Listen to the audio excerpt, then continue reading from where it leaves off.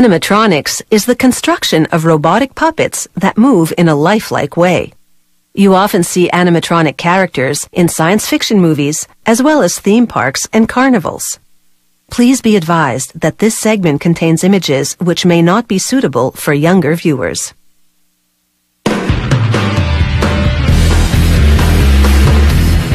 When it comes to the horror genre, the more gruesome the animatronic character, the better. Meet Crazy Kristen. She starts out as a hunk of clay. Her creator sculpts her form on a vertical table. Once he finishes her shape, he switches to finer tools to craft her gory features.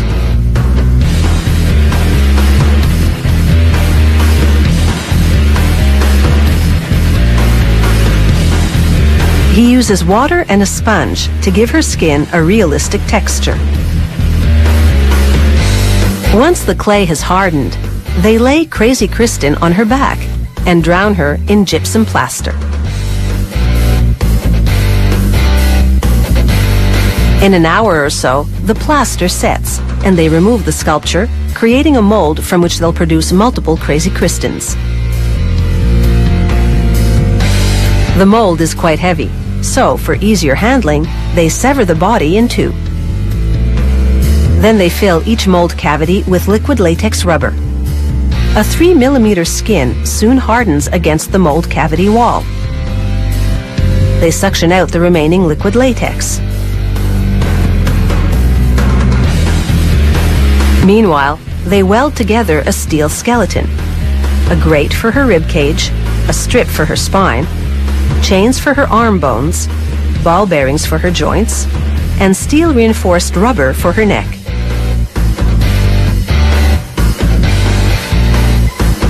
So far, Crazy Kristen has skin and bones.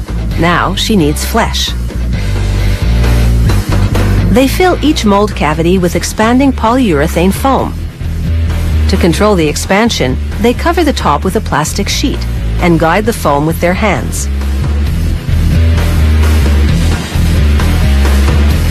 The lower body doesn't require an inner support structure because it's immobile. Just steel chains in the legs to hold them in place.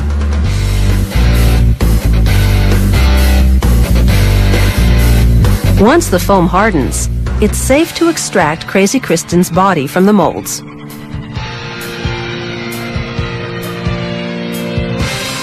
They trim off excess latex along the perimeter. Then sit her upper body on a large swiveling ball bearing mounted on a vertical metal base. They insert a pair of rods through holes in the base. Each rod is bolted to a plate sitting on those ball bearing joints in her skeleton. The other end gets welded to the base.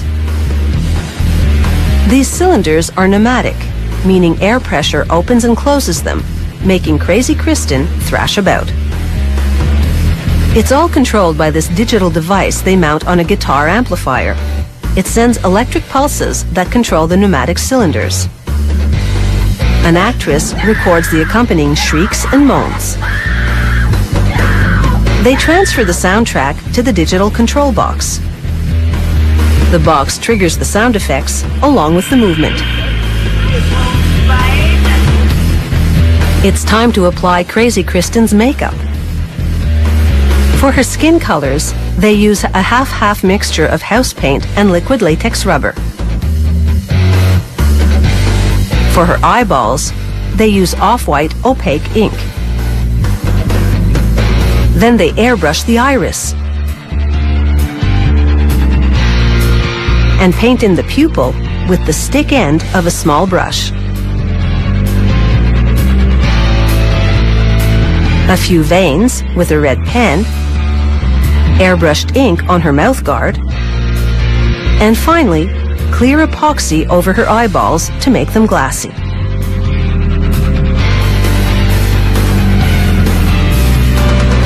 They top her off with a wig, mount her lower body to the base, then complete her look with a straitjacket.